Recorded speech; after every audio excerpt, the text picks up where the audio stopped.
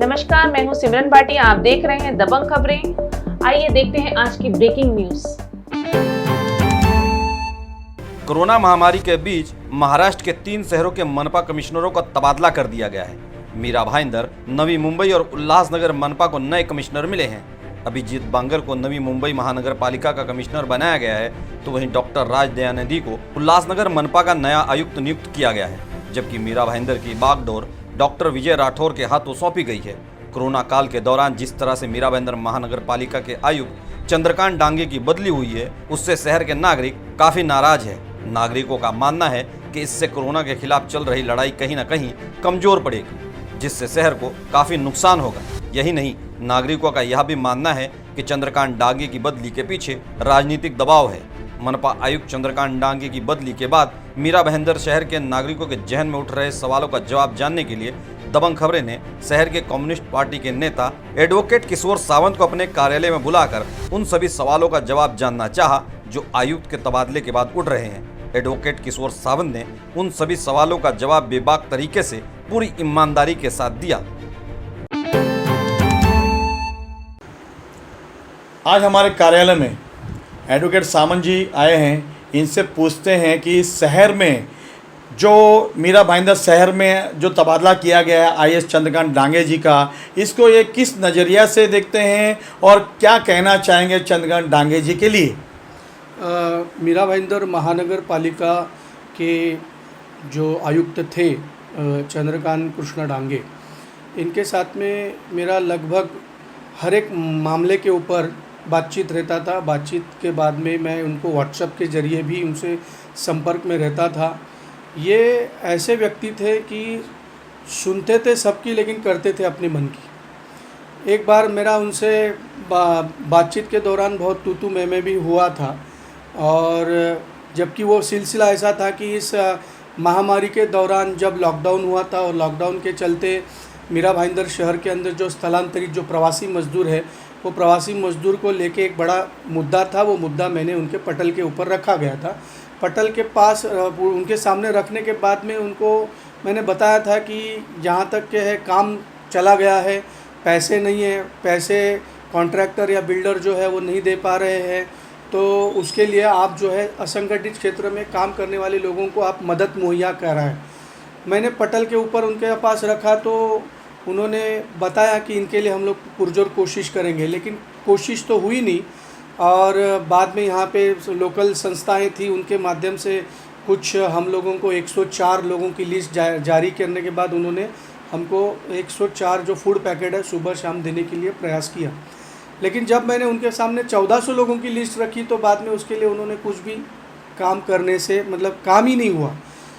काम करने के लिए मैं तो एक आयुक्त को जिम्मेदार नहीं ठहराना चाहूँगा। ये पूरा प्रशासन जो है वो प्रशासन लचर था। प्रशासन के नीचे के अधिकारी लोग थे वो पंगु थे। वो जो थे वो किसी भी तरह से इस पालिका के अंदर रहने वाले, इस शहर के अंदर रहने वाले लोगों के प्रति जवाबदेही नहीं थे। कोरोना के संकट के चलते महामारी जोरों से फैल रही है। किसी भी तरह से लोगों को जो है माहिती, जिसको बोलते हैं इन्फॉर्मेशन है, वो नहीं दी जा रही है कि आपके पास में हम लोग पालिका क्या कर सकती है। सिर्फ और सिर्फ एक जिसको बोलते हैं निवेदन जारी करते हैं। आज याद इतने आदमी जो है वो कोरोना से बाधित है, इतने आदमी कोरोना से मर गए। लोगों को जो आज एक पार्टिसिपेशन होना चाहिए, लोग और प्रशासन के बीच में एक जो जवाबदेही होनी चाहिए, एक जो पार्टिसिपेशन होना चाहिए, वो जो है किसी भी तरह से आज पालिका के क्षेत्र के अंदर मुझे तो नहीं दिखाई दिया। आज जो लोग हैं, जो मजदूर लोग हैं, आज मजदूर लोग मर रहे हैं। आज आपको मैं शशि जी आपके माध्यम से कहना चाहूँगा कि आज हम देख रहे हैं कि झोपड़पट्टी में लोग भूखमरी के शिकार हो रहे हैं। थोड़े दिन के बाद जो लोग आज फ्लैटों में रहने वाले हैं, उनके नौकरी का संकट छाया हुआ है, उनका रोज़गार का संकट छाया हुआ है। मैं तो कहना चाहूँगा कि उनको भी थोड़े दिन के बाद मदद की ज़रूरत लगेगी। राजनीति अपार्ट एक आयुक्त को लेके हम लोग जो है उसको जिम्मेदार ठहरा के, उसको जो है बलि का बकरा चढ़ा के हम लोग हमारे जवाबदेही से हम लोग हट नहीं सकते। आज प्रशासन के अंदर आयुक्त का काम है कि उसको कैसे प्रशासन को चलाना। मैं मैं समझता हूँ कि 6 महीने के अंदर ये डांगे जी का तबादला हो गया। अभी नए आयुक्त आए हैं, मैं तो समझता हूँ कि सब जगह पे अंधेरा है, कहाँ दीपक जलाएंगे ये भी देखने जैसी बात है।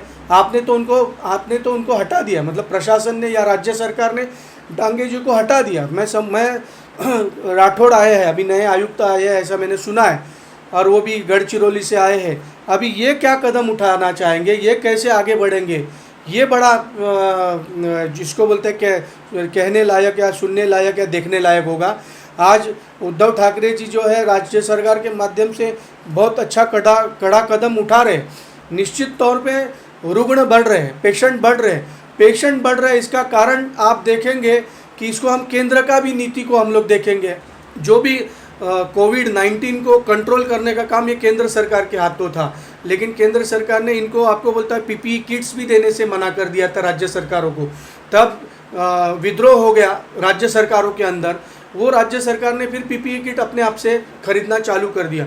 ये इसको आप देखेंगे कि केंद्र, राज्य और नीचे महानगर पालिका, इसका जो समन्वय होना चाहिए वो समन्वय कतई हमको देखने को नहीं मिलता है। यहाँ के लोक प्रतिनिधियों का भी आरोप चंद्रकांत डांगे जी के ऊपर है कि वो हमारी सुनते ही नहीं हैं और वो सिर्फ अपना ही मन की करते हैं। प्रताप सरनाईक जो यहाँ के विधायक हैं 146 के, उन्होंने तो सरेआम पत्रकार परिषद में कहा है कि शिवसेना अपने स्टाइल पे रोड पे उतरेगी इनके विरोध में, क्योंकि ये अपनी मनमानी करते हैं। तो क्या कहना चाहेंगे इस बारे में आप? शशि जी, मैं उसको आपको एकदम साधारण तौर से आपको समझाना चाहता हूँ। चीज़ ऐसी है कि आपको एक खाका दे दिया है, प्रशासन का खाका दे दिया है, लेकिन जो है कंट्रोल करने के लिए जो ज़रूरियात की चीज़ें देनी चाहिए। मैंने तो यहाँ तक देखा है कि यहाँ की स्वयंसेवी संस्थाएँ आज हमारे नर्सेस को, वार्ड बॉय को पीपीई किट्स दे रही है। मैं समझना चाहता हूँ कि राज्य सरकार क्यों इस बारे में लचर है। आज राज्य सरकार का काम होना चाहिए कि केंद्र सरकार से पीपीई किट्स मिलनी चाहिए। जब कुछ भी हमारे पास में व्यवस्था होगी तो व्यवस्था से वो काम चलाएंगे, लेकिन मुद्दे को भटकाने का जो काम होता है वो काम हो रहा है। आपने एक देखा होगा अक्सर कि हमले जो है डॉक्टर के ऊपर होते हैं। डॉक्टर इसके अंदर क्या कर सकता है? डॉक्टर के साथ में सामग्री उपलब्ध हो जाए तो डॉक्टर काम करेगा, लेकिन डॉक्टर के खिलाफ एक जहर फैलाने का काम आज समाज के अंदर हो रहा है। इसलिए डॉक्टर देखो आप काम करने को राजी नहीं है। ये आपने कहा कि डॉक्टरों पे हमले होते हैं, डॉक्टरों को बोला जाता है कि डॉक्टर ये कर रहे हैं, वो कर रहे हैं। मैं आपको बताना जा रहा हूँ कि आज मीरा भाईंदर में जितने प्राइवेट अस्पताल हैं उनमें सरेआम लूट मची हुई है, और शिवसेना के विधायक सरनाईक ने उसके खिलाफ भी आवाज़ उठाई कि जो जीआर गवर्नमेंट का है, उस गवर्नमेंट के जीआर के तहत जो दर निश्चित की उसके दर से भी ज़्यादा पैसे दिए जाए, जबकि वो जीआर जो है उस जीआर में भी कई त्रुटियाँ हैं। उसके कंधे पे बंदूक चलाकर ये डॉक्टर जनता को लूट रहे हैं, जो जनता को पता नहीं है। तो क्या कहेंगे राज्य सरकार के बारे में, प्राइवेट हॉस्पिटलों के बारे में और यहाँ के आयुक्त के बारे में, जिन्होंने आज दिन तक उनका तबादला तो हो गया परंतु किसी अस्पताल पर कोई कार्रवाई नहीं हुई? ये आपका जो परिस्थिति का विश्लेषण है, ये जो है एकदम सच्चाई है, ये हकीकत है। शशि जी, आपको मैं कहना चाहूँगा कि आज पूरे देश का जो विचार करेंगे तो 13% अस्पताल जो है वो पब्लिक अस्पताल है, और बाकी के जो है मतलब 87% जो अस्पताल है वो जो है प्राइवेट अस्पताल है। आज ये सरकार की नीति है, केंद्र सरकार की नीति है, राज्य सरकार की नीति है कि ये जो है हेल्थ है वो सरकार का सब्जेक्ट नहीं है। हेल्थ के बारे में इन्होंने इतना ढकोसला जो नीति अपनाया हुआ है, उसका मुख्य कारण है कि आज हमारे पास में पब्लिक अस्पताल नहीं है, प्राइवेट अस्पताल है। अभी प्राइवेट अस्पताल को कार्यान्वित करेगा कौन? सरकार तो आप है। सरकार की जिम्मेदारी है कि नागरिकों के जीवन का रक्षण करने का, लेकिन आज अस्पताल में जाओगे तो आपको आज मैं खुद भुगत चुका हूँ, मैं देख चुका हूँ कि यहाँ के प्राइवेट अस्पताल पर डे का 40,000 रुपया खाली कोविड-19 के इलाज के लिए पर डे चार्ज कर रहे हैं, और उसके हिसाब से जो 15 दिन रहेगा, 20 दिन रहेगा तो जो है लाखों में बिल चला जाता है। ये सरकार ने एक नीति अपनाने की ज़रूरत है कि सरकार ने प्राइवेट अस्पतालों को सीधा एक संदेश देना चाहिए कि आप इस महामारी के अंदर आप लोगों को सहायता करनी चाहिए। लेकिन सरकार क्या कर रही है? खाली पेपर गेम कर रही है। यहाँ के आयुक्तों के हाथ में क्या पावर है? ये पावर जो है राज्य सरकार ने एक नीति अपना के केंद्र जो प्राइवेट अस्पताल है, खाजगी हॉस्पिटल है, उन लोगों को जो है आदेशित करना चाहिए। खाली पेपर टाइगरगिरी करने से कुछ नहीं सावंत होगा। साहब, जब जीआर इशू होता है तो जीआर अपने आप में एक पावर होती है और वहाँ का जो आयुक्त होता है उस जीआर के ऊपर रिसर्च करके उस पर कार्रवाई कर सकते हैं उसके नियमानुसार। तो यहाँ पे वैसी कार्रवाइयाँ क्यों नहीं हुई? कहीं ऐसा तो नहीं कि सरकार जाती है मेरी भी चुप और प्राइवेट अस्पताल की भी चुप? ऐसा तो कोई माहौल नहीं लग रहा कहीं आपको मीरा भाईंदर में? देखो आप शशि जी देखना चाहेंगे कि ये जो अस्पताल चलाने वाले हैं वो तो बोलते हैं सरकार ने हमको मदद नहीं दी है, हम हमारे बलबूते के ऊपर हम सरकार अस्पताल चलाना चाहते हैं तो सरकार हमको डिक्टेट नहीं कर सकती है। तो आज ये परिस्थिति के अंदर सरकार ने कड़ा रवैया अपनाना चाहिए, लेकिन कड़ा रवैया अपनाएंगे तो आज इनके जो आला जितने भी फार्मास्यूटिकल या तुम्हारे मेडिकल या तुम्हारे जितने भी दवाइयाँ कंपनी है उनके तो गुलाम बन चुकी है ना सरकार। जिन डॉक्टर्स को हम भगवान का दर्जा देते हैं धीरे धीरे उनसे डर लगने लगता है। क्या धंधा बना रखा है आप लोगों ने? दवाइयां वहां से लो जहां से आप लोग रेकमेंड करते हैं, उन कंपनीज की लो जिन कंपनी से आपको फायदा होता है। जब तक नए पेशेंट ना मिले तब तक पुरानों को घसीटते रहो। आप हॉस्पिटल जाते हैं ब्लड प्रेशर की प्रॉब्लम से, लेकिन वहां पहुंचते हैं तो पता लगता है कि किडनी की भी प्रॉब्लम शुरू हो गई। नहीं, isn't it right, डॉक्टर? उस दिन आप लोगों के पास दो रास्ते थे। आप सच्चाई और ईमानदारी से अपना फर्ज निभा सकते थे, लेकिन आप लोगों ने दूसरा रास्ता अपनाया। आज भी आपके पास दो रास्ते हैं। या तो आप अपने गुनाहों को इस कैमरे के सामने कबूल कर लें, वरना you can wait and watch। सरकार गुलाम बन चुकी है। सरकार सिर्फ जीआर, आप बोल रहे जीआर को क्या वैल्यू है? मैं तो बोलता हूँ नीति अपनाओ, उसको सदन के अंदर रखो, उसको विधानसभा में रखो, उसको लोकसभा में रखो कि आज 87% जितने भी ये जो अस्पताल है, अस्पताल के जो संचालक है उन लोगों को बाध्य करो। लेकिन ये सरकार आज आगे आने को, कदम उठाने को नहीं तैयार है, क्योंकि वो दबाव में है, कॉरपोरेट्स के दबाव में है, बड़े बड़े अस्पताल संचालकों के दबाव में है, इसलिए वो कार्रवाई नहीं होनी चाहिए। कार्रवाई तो आज गरीबों के ऊपर हो रही है। आज आपने देखा होगा सरकार का जो पुलिस है, जो गरीब मजदूर है, भूखा मजदूर है, उसको डंडा लगा के घर में बिठाया 1 महीना 1.5 महीना, उसी का नतीजा वो लोग आज भाग गए।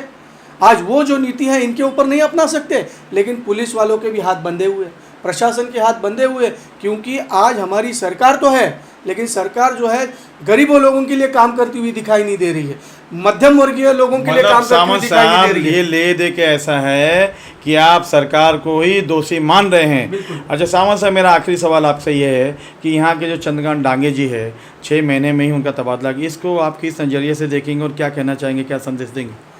देखो, चंद्रकांत डांगे जी एक ये पालिका के और ये इस इलाके के खाली क्या थे, मुखिया थे, वो मालिक नहीं थे।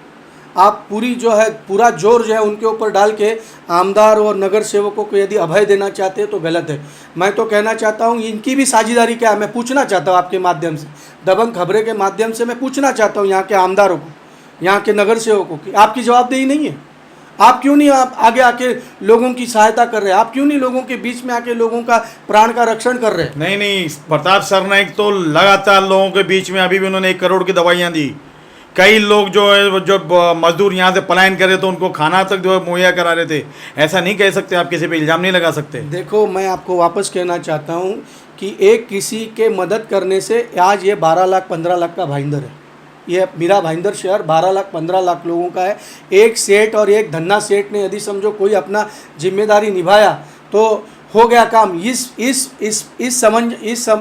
समझ में मत रहना चाहिए, सरकार को आगे आना चाहिए। मेरी बातचीत हुई है प्रताप सरनाइक से, उन्होंने 5000 लोगों को जो है खाना देने का वगैरह जो काम किया है। सावंत साहब, मेरा मुद्दा ये है, ठीक है, हमने शॉर्ट में लेते हैं। आखिरी सवाल है कि चंद्रकांत डांगे जी की आप जो तबादला है उसको क्या संदेश देना है, किस नज़रिए से संदेश देना चाहेंगे? मैं तो देखो वापस एक बार है कि एक आदमी को हम लोग जिम्मेदार नहीं ठहरा सकते, ये कलेक्टिव रिस्पॉन्सिबिलिटी है, ये सबका टीम वर्क होना चाहिए। आज वो आदमी आया, आप मुझे शशि जी बताओ, वो आदमी चला गया, उसको क्या पनिशमेंट है? कुछ है? उसका पगार चालू है, उसका भत्ता चालू है, उसको मैंने सुना था कि और जलगांव महानगर पालिका मिली है। आज सरकारी अधिकारी, आपने देखा होगा, सरकारी अधिकारी अपनी कातड़ी जो है, चमड़ी जो है वो बचाता है, उसको इस समाज के प्रति क्या जवाबदेही है, उसका नौकरी दूसरी जगह पे चला गया, वो खा पी के उधर मस्त रहेगा।